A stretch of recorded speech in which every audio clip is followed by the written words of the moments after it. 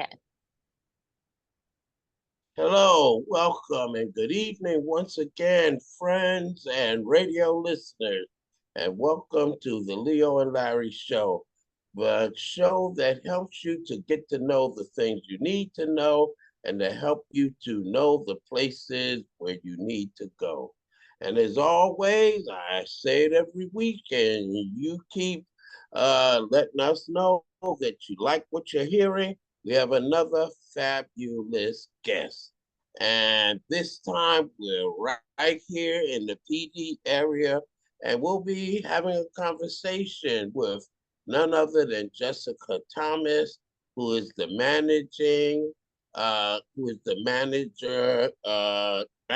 director. I'm sorry, Jessica.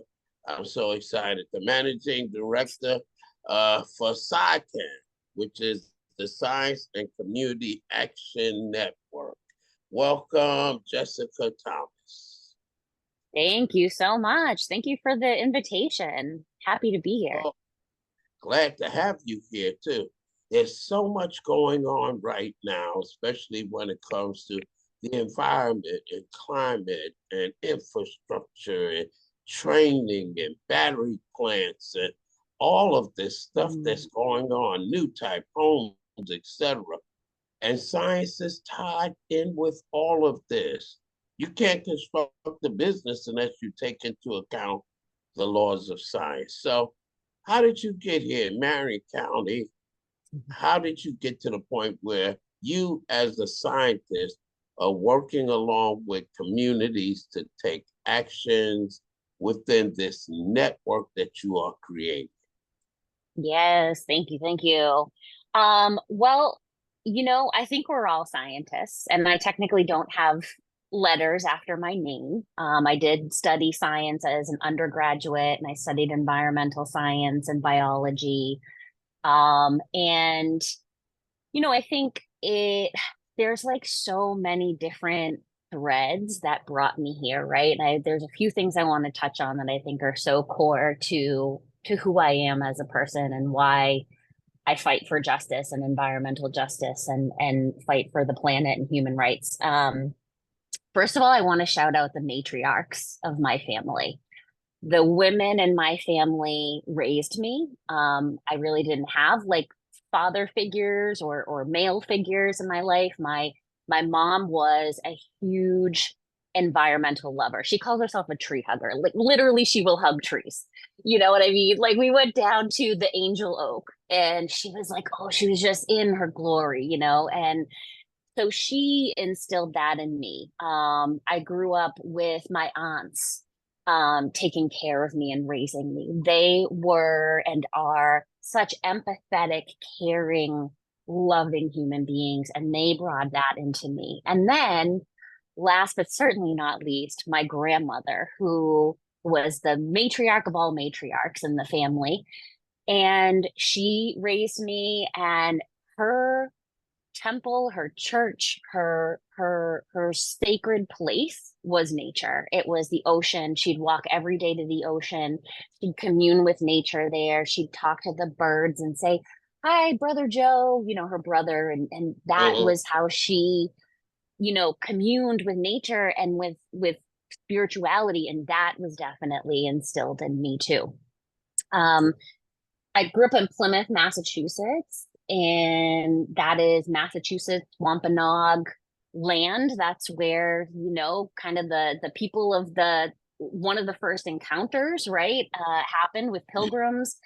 Mhm. And I grew up in the shadow of a nuclear power plant. And, I don't know that it was necessarily an environmental justice community, but it was a community that was impacted by something very scary that could potentially, cause an environmental disaster, a health disaster. And it was really strange growing up with that because people didn't really talk about it. We had these sirens along the road that you'd see, and you'd be like, oh my God, and you'd get a calendar every year with here's your evacuation plans. And Mhm. I remember as a kid just being kind of terrified, but not knowing how to even talk about it. Right. Um, Yes. and then on top of that, growing up with a grandmother who was born in Jerusalem, Palestine, whose family is Palestinian, who was a part of the Nakba of 1948 and was forced out of their land, and growing up during the years of the 90s of the Camp David Accords and will there be peace and Palestinians fighting with rocks and like that fight for liberation and against oppression and colonialism, I think, was also instilled in me. um Mhm. and then I went to school, to do the biology thing with a focus on environmental science. And I worked at the University of Massachusetts, Boston in the biology department for 10 years and got to see how academia worked and great, wonderful things about academia, especially like a state school where there's people from all walks of life, like veterans, people with kids, peoples of all types of ethnicities and religions and backgrounds. And it was really during that time and in those science classes of learning from everybody else in the room, not just the faculty, right? That I think also helped me to think through like people, community as experts, and different types of expertise coming in to really shape the science, and kind of the solutions that we need to our problems. Um, and then for 10 years, I worked at the Union of Concerned Scientists and the Center for Science and Democracy, really pulling together the role of science in decision making. And my role really was to work with grassroots EJ folks to really embed our work with EJ principles and values so that it was serving, um, some of the EJ campaigns and working together. But let's bring science together with grassroots, community knowledge and fight for stronger health and safety protections. And a lot of that work was surrounded around or centered around chemicals and toxics. Mhm. And that brought me to Science and Community Action Network. There's two co-founders, Beto Lugo Martinez and Dr. Elizabeth Friedman. Beto was a grassroots EJ leader coming out of Southern California. Did a lot of amazing work there around toxics and cumulative impacts and freight. And he has been organizing in Kansas City for a number of years. Elizabeth has a master's in public health and is also a medical doctor, a pediatrician. And she really brings in like so much technical expertise as well as being rooted in community. She was at Standing Rock. She's done a lot of other work. And Beto and I started working together when I was at the Union of Concerned Scientists, and we developed a report on environmental racism in the heartland. And we focused on pulling in all the data from the federal data sets and the local data sets on air pollution and different things and toxics and stuff with community lived experience and setting out here's the picture of the disproportionate impact on Black and Brown folks in Kansas City. And here's some of the recommendations that we have, both science-based, community-based.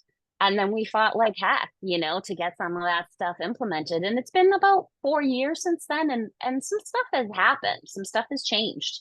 There's more transparency around permitting. We work together on the EPA's risk management program, which is the chemical disaster rule. Work Mhm. together on the ethylene oxide rule, and there's been Mhm. some changes there. So yeah, that's a Uh, little uh, bit about me, a little bit about us, and really what our goal is to serve the goals of EJ campaigns, advance EJ campaigns, grassroots campaigns with science that centers community lived experience, both in the science and in the policy. Right. So let's help some of our audience because we get used to acronyms. So Yes, I'm trying not EJ, to. yeah, EJ is environmental.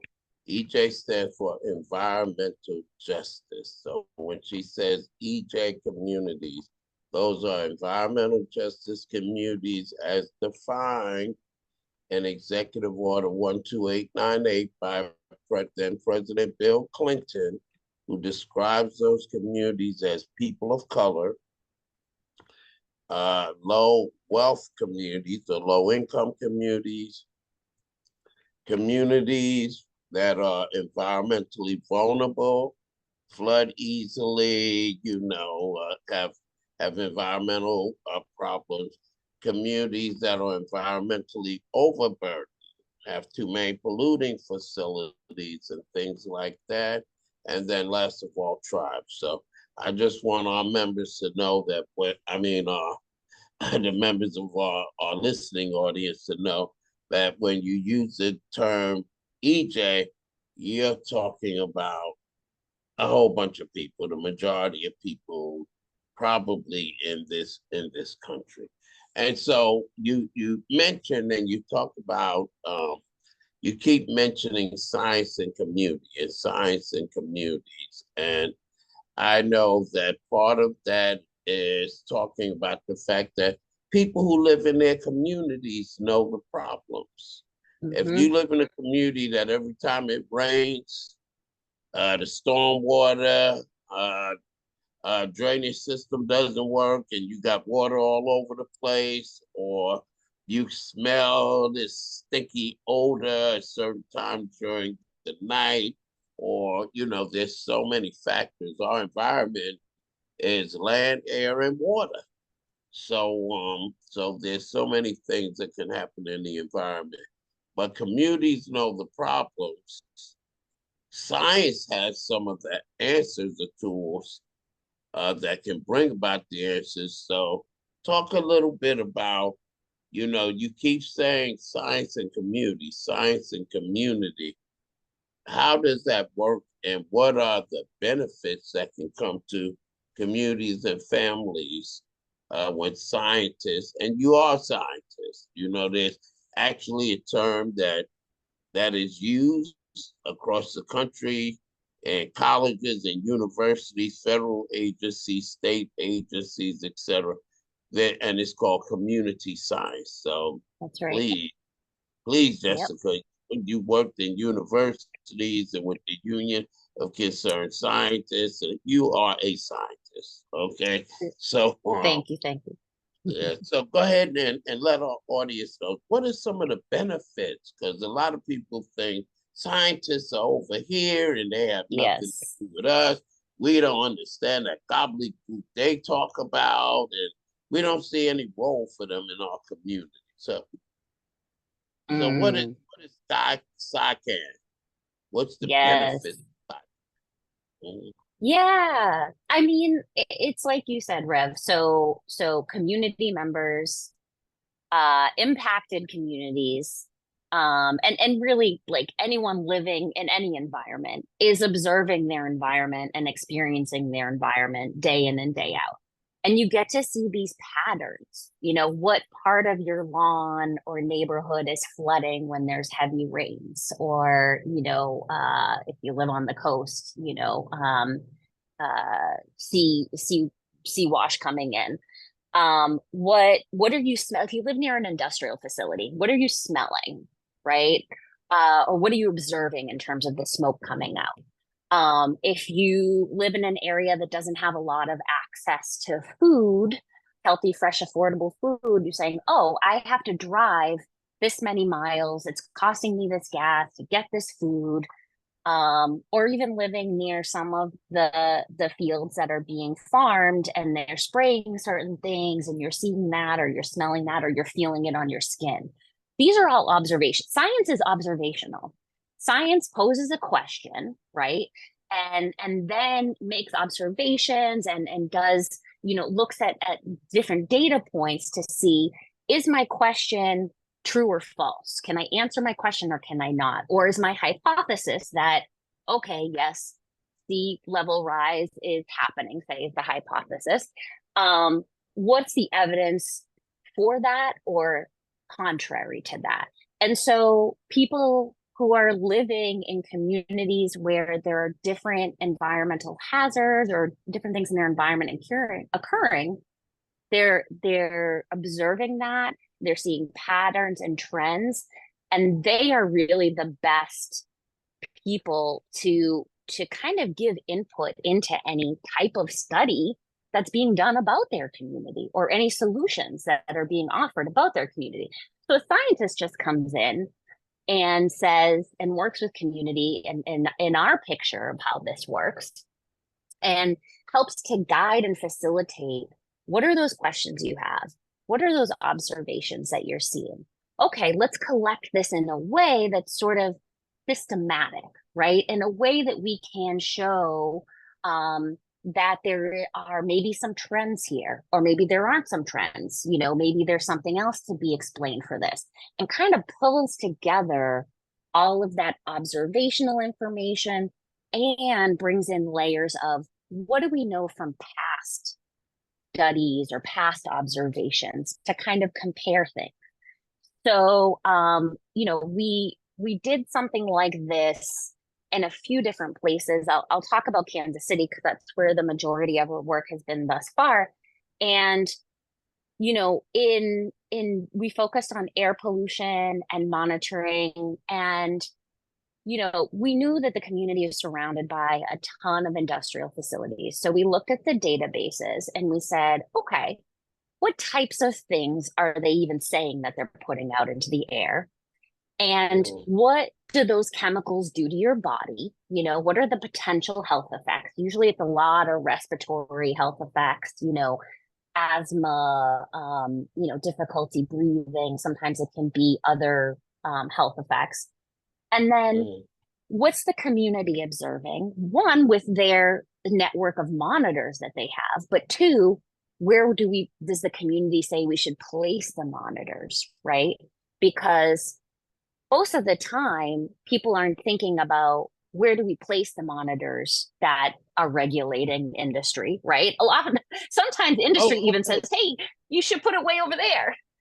Yeah, I was going to say, let folks know because, see, a lot of folks don't understand that we had some controversy in the city of Florence when the battery plant came. And a lot of it was silence. Don't talk about it. This facility's coming, a lot of jobs, a lot of money. Don't rock the boat. But like you said, any plant that produces something that impacts the environment, they emit toxins. And that's right. You said we're checking to see if they're emitting what they say they emit, because they, at a certain time of day or night, you may smell something because they will release the toxins. It's called a toxic release inventory, but it's self-reported. They put down how much of what they've released into the air. And even though they have other monitors there, and then you were saying there's monitors that will be placed in the community by the Department of Environmental Control, as we call it DHEC here until next month. That's right. But they're regulated and they have monitors. And where do you place those monitors to know whether or not what's being admitted is harming people in the community? And then later on, talk about the fact that the community can place their own monitors. That's right. Let's go back to Kansas, but I want to put a pin in that because a lot of people don't know the process. And are you going to place monitors close to the school? Are you going to put them near the daycare center, the Boys and Girls Club, where people congregate a lot? So go ahead. I'm sorry to interrupt. I just wanted people a little more clarification around what you were saying because it's important. Yeah, no, thank you for that. And, I think it's important to know that, or to have sort of the baseline that, we have a system of health and safety protections in the United States, and those are our quote unquote regulations, right?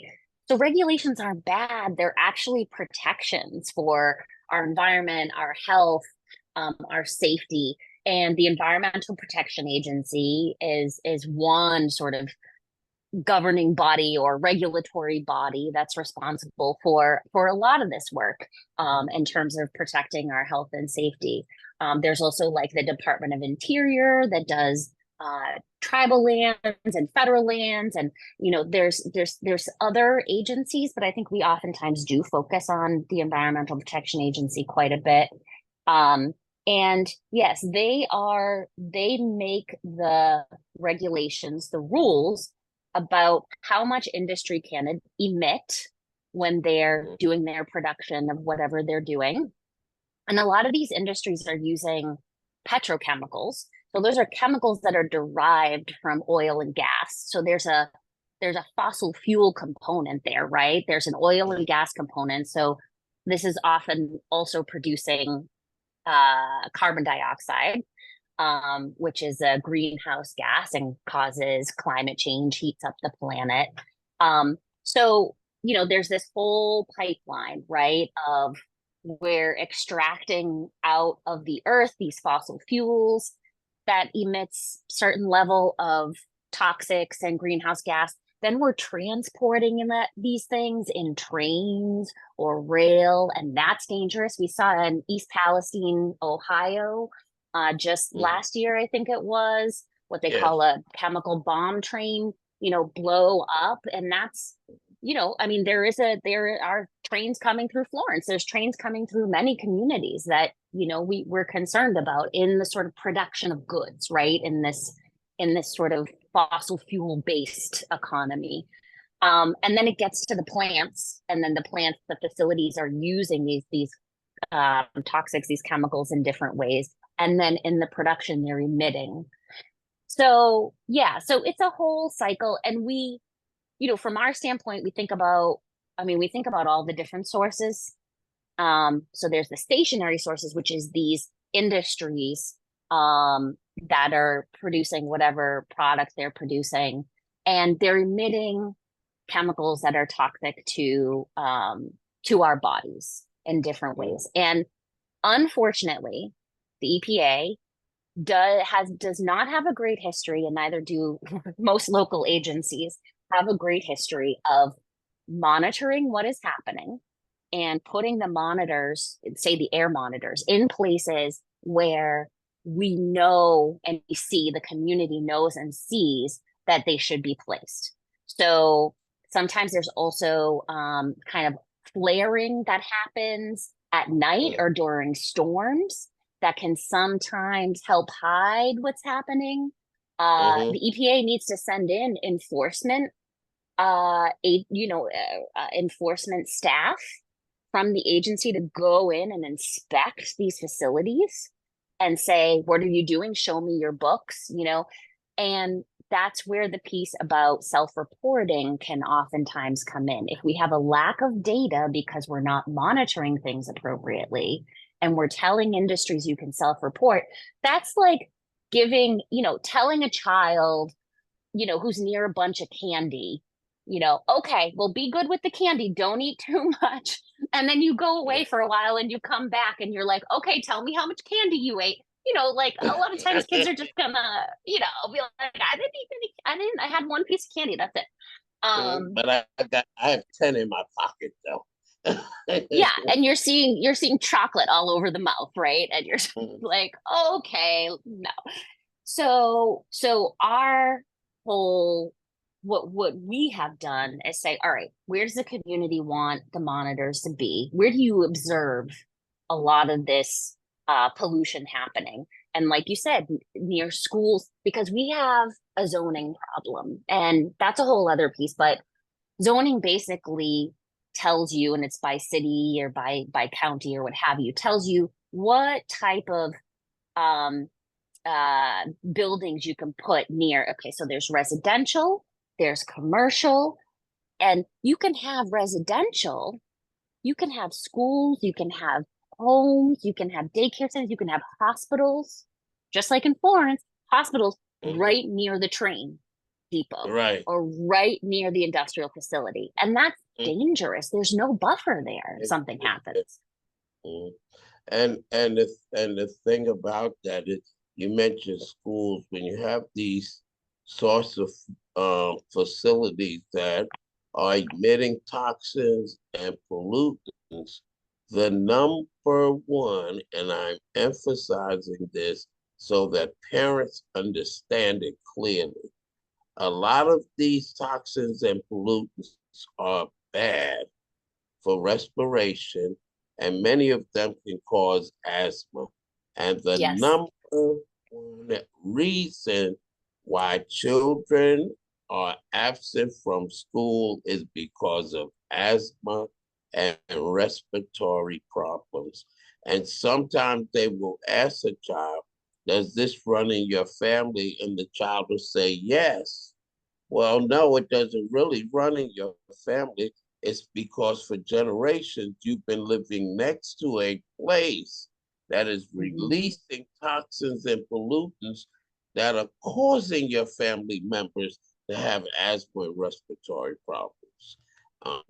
Correct? Is that right, Jessica? Yes, that's absolutely right. Absolutely right. I mean, asthma is a huge issue. It's a huge issue. And it oftentimes runs along, just like when we talk about environmental justice, it runs along race lines of race, right? It runs more predominantly in Black and brown children.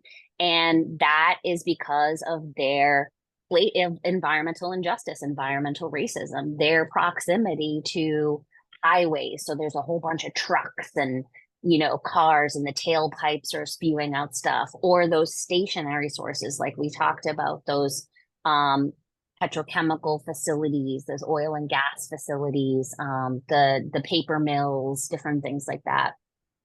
Yep. And so once these facilities are built, they have to distribute or ship out what they're building, whether they're Yeah. batteries or they're doing biomass wood pellets or making plastic or whatever it is. You're going to see more cars. You're going to see more Hmm. trucks, and the science is clear that you can call DHEC or anyone and they'll tell you this increases the the toxins and pollutants in the air that cause respiratory problems. And the problem, one of the things that gets to me, Jessica, is that the science is clear. The Very science clear. is irrefutable. But with a lot of the city planning that we have, they are so happy to get a facility, make a job, generate revenue. They don't do their due diligence. They don't go to the scientists if they hear the remotest possibility that this may be harming the citizens of their city and oftentimes their own families and residents. Talk to the Mm. scientists, you know. But it's that's why it's important for to Yeah. have organizations like yours that will educate the community with irrefutable science. Mhm. Yeah. Yeah. And there's no, in my opinion, in our opinion, there's no acceptable level of risk. There's no acceptable level of, when this says, I was actually just talking to someone who said, oh, well, now because of a new rule that came out, instead of 700 and something people at risk for in the community, at risk for potentially developing, I think it was cancer.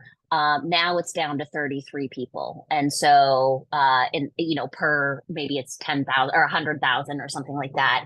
Um, and to me, okay, it's good that we're getting from 700 something to 33, but 33 is still not acceptable. 33 Mhm. people in my community, or one person in my community, um, having increased risk of cancer or respiratory disease, it's still not acceptable to me. Who are we willing to sacrifice to be that Mhm. one person or that 33 people? Are you willing to sacrifice your child, your mother, your significant other, your elderly neighbor across the way? um I'm not. I don't think that's acceptable, and that there is any acceptable risk. So I think we have to get away from that Hmm. and that framing and get into yeah, the precautionary approach, right? Of like we right in the United States, unfortunately, industry can introduce anything, any chemical, any product into the market with very little oversight, with the exception of medical devices, I think is probably the one, and pharmaceuticals. Um, but can introduce stuff into the market with very little evidence to no evidence that it's safe. And then we Hmm. learn 10 years later that it's harmful in a variety of ways. And it takes us 30 years to fight it. And then Hmm. sometimes they substitute some other chemical that is also just as, could be just as bad. So we've got to get away from, that let's fix it as we go and plug the holes, and anybody is, it's acceptable risk. We've got to go more to like precautionary and realizing that people have human rights and dignity, and everybody is valuable and important, and we can't sacrifice people. We can't sacrifice our Black, brown, and indigenous people and our low income and rural people, and we can't sacrifice anybody. Right. Well, so well said. And I mean, even if you don't know the science and you don't have a bunch of papers or letters behind your name, if these facilities are so safe and they have all these safeguards in place, then why are they regulated by the federal government and the state? Why do they need oversight um, from the from both the federal government and the state? Why do they have to, by law, have monitors set out in the community if they are perfectly safe? So let's talk about some about Kyle, because also with what you do and with communities and community science is that communities can also put their own monitors in place, purple Mm-hmm. haze monitors, handhold hell monitors, so that they're making sure. And that's one of the things that we do, that we help communities do that. But talk about some of the things that SciCan does, because I'm sure we have people who are listening who are going to want to reach out to you and say, hey, I have children. I want to make sure my children are safe in terms of their health and in terms of the longevity of their life. So, Yeah. talk about some of the things that SciCan can do to help folks Mm-hmm. with that in these kind of issues in the community. Yeah, yeah. So we're pretty small, so we do have like pretty limited capacity, but what we do is, so we've done, like I mentioned, that environmental racism in the heartland report, which is bringing together like community observation and history, right? The history of redlining, the history of like the smelter factory that was in the specific community, um, with some of those data sets to kind of get a picture, in a sense, is kind of like a cumulative burden picture of the different types of hazards going on. Really Mm-hmm. look at that, and then draw some recommendations, for federal and state and local legislators and regulatory bodies, and even could be for community too. So we do things like that. There's also sometimes folks are going through, um, like there's a study that's happening that the county or the city it has commissioned, and maybe the study doesn't necessarily say what they think or maybe they don't even understand what the heck the study even says, because there's a lot of jumbo language, right? Or maybe it's kind of refuting what the community is saying. We will take a second look at Mm-hmm. those studies to say, okay, here are some of the things, like break it down a little bit, and here are some of the maybe potential flaws with the study, or potential avenues of questions that you can ask the people who did the study.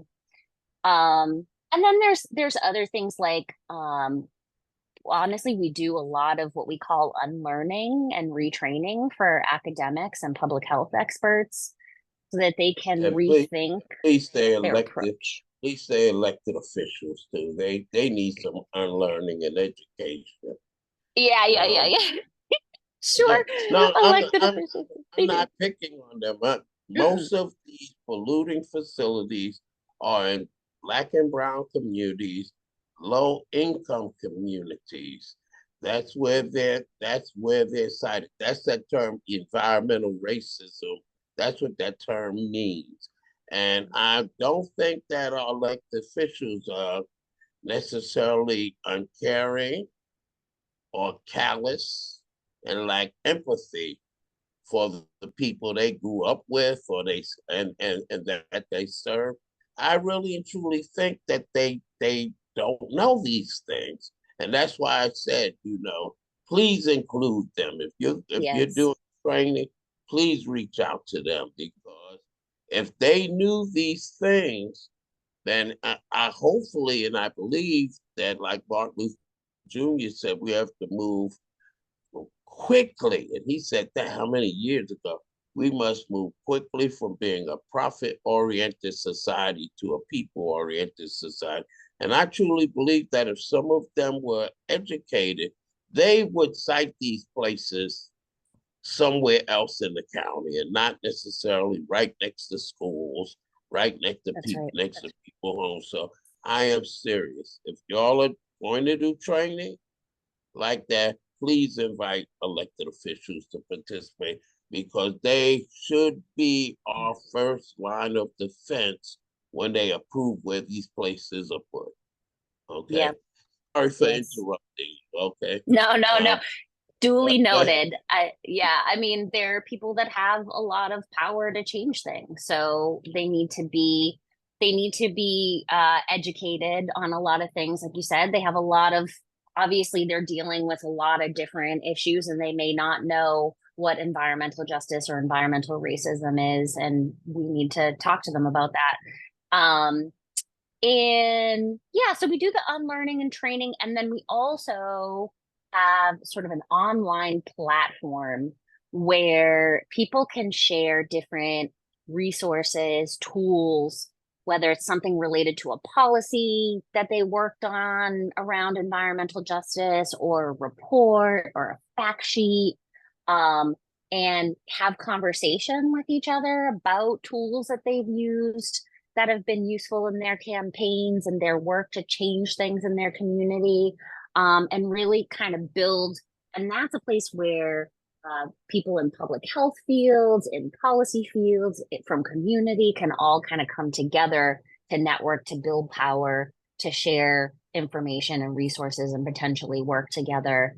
And so, yeah, that's a big other piece of it is like sharing out the tools of success, right? Or the things that didn't work and why they didn't work. And I know you all have been really leading on that as well. It's like let's train up other folks, let's have conversation about how, our campaigns are going and pitfalls and successes because it can be replicated. I feel like we've talked a lot about the negative, which is, of Mm, course, I mean, or a lot about the problem, right? But there's mm, so much solution and there's so much hope that exists in the environmental justice movement. I mean, there is countless wins. I think New Alpha CDC has so many of them and you could share so many. I know you have your environmental justice training center. You've been doing a ton, and Britain's Neck community is activated. You've got um the water panels, the panels that actually take the moisture out of the air and make that into clean, drinkable water. You've got the farm going. I mean, there are countless examples of people who have radically changed their community mm, working together with, like, when people from the community get together, they get fired up, they get educated, they get politically motivated and politically active. And politically active doesn't mean running for, city council or whatever. It could mean that, but it mm, also means like creating a relationship with your decision makers, going to the hearings that they have. I know they've got a ton of hearings going on around different permits. And I just saw something about water, a huge bill that the state put out around some water treatment. These things are all open for public participation. Mm-hmm. And if we're there and we've got our talking points and we're participating, it's super powerful. It's super powerful. It can make changes because we have Yeah. to hold them accountable. We have to hold our policymakers accountable. We have to hold industry accountable. And it's possible. Mhm. And the successes are many, and sometimes you can So many. layer in another. You can layer in another level of safety by engaging the community. I mean, perhaps they haven't picked up that the emissions, the wind is blowing in a certain direction, and these emissions are, let's say, particulate matter. These are things that are so small, microscopically, you can't see. And maybe it's going in people's wells, and having an impact that way, just making up a scenario. But if the community had a monitor, they might be able to catch this early enough where you reduce significant damage that may be, because your state agencies has so much to do. They welcome the help they Mm-hmm. support community science and that sort of thing. I really think it's this fear that people have that you're trying to stop us from making a dollar rather than realizing that by working together, we can have healthier communities and save lives and still make money and still be productive. So, um, why don't you talk about some more of those solutions? We don't want to leave people in despair. So, Yeah. Yes. Yeah, I mean, there are, I just take the example of, I mean, there's a pretty big example or significant example of shutting a facility down, right? And that usually takes many years. It takes some of the science, it takes engaging with policymakers, it takes engaging with your local state regulatory agencies. It takes showing up at those hearings. But there's also ways to try to, get more funding for your community, whether that's, you're doing at the state level or the county level when they're making decisions about where to appropriate the money. Like, you definitely have a voice in that. You can talk to your policymaker about where you think money needs to go. If you're concerned about the wells, contamination in the wells, like, keep sending that message to the people who have the power to direct, those funds and those resources.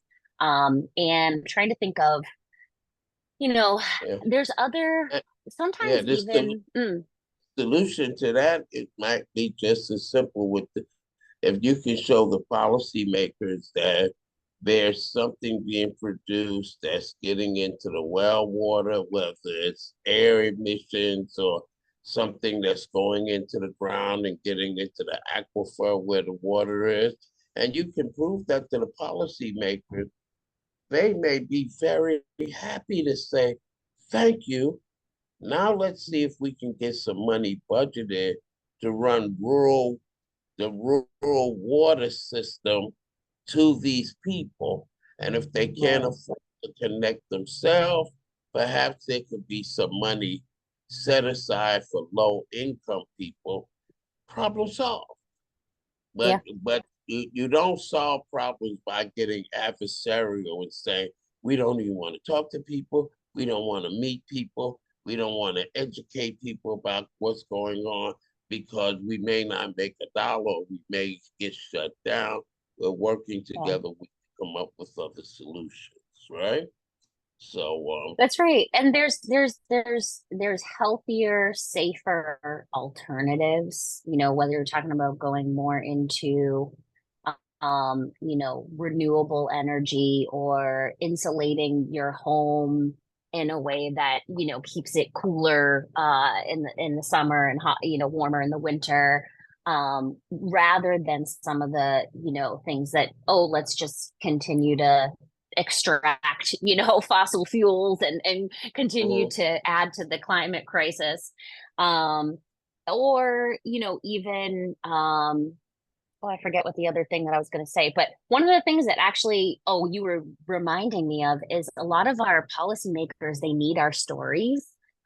Because mhm, then when they get the stories right, they can actually make a case for it when they're sitting in, the Capitol, discussing, what areas should get what resources or programming. If they have those stories, they can make a case for your community getting, the specific resource. So it's good to, and then you could, you know, if it comes down to it too, you can always try to go public. You can contact the media.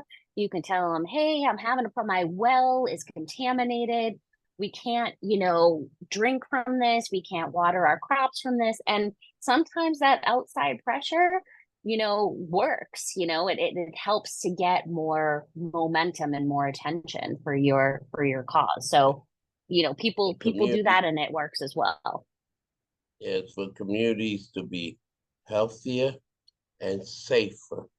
And healthier communities means more people who can contribute to society and to grow communities economically and to grow wealth and to lift people out of poverty, but never at the cost of human health and human lives. We've seen this with Black lungs and the coal miners. It's the 21st century. We don't have to do that anymore. But I'm being signaled, Jessica, Oh, that we're running it's out the of time. time. I told you we'd have a conversation and it would be seem so short, right? So Yes. I'm sure some people have heard things. There's people having problems, storm water, drainage systems, extreme heat, all kinds. What's going on in my neighborhood? I have a plant in my neighborhood. Tell folks how they can contact you. Yes. My email is Jessica@SciCan. That's SCICAN.org. Our website is just scican.org. You can see, the different types of work we do. You can get to the communities platform, it's called. That's the place where you can see different resources and share different resources. And yeah, that's where you can find me. And I didn't even mention that I live in Marion, South Carolina. So Mhm. I know you mentioned at the top, I'm in the PD, and trying to frequent New Alphas, different events and things like that. So you may catch me there as well if you participate in those. Okay, thank you. And we appreciate you. And we definitely want you to do some training. And so, what we need, if you're listening, if you have an environmental problem and we need some education, you need some training in your community, contact us. And you can do that by reaching me at info@newalphacdc.com. Of course, we want you to go to our website and subscribe to alphacdc.com. And you can also call me at the place where I get my inspiration, and that's Kingdom Living Temple, 705 South Irby Street in Florence, South Carolina, where I'm still blessed the pastor. And the phone number is 843-799-0740. So thank you so much, Jessica Thomas of SciCan Net. And we just want you to remember that when you need to find out the things that you need to know and the places where you need to go, tune in next week to the Leo and Larry show. God bless you.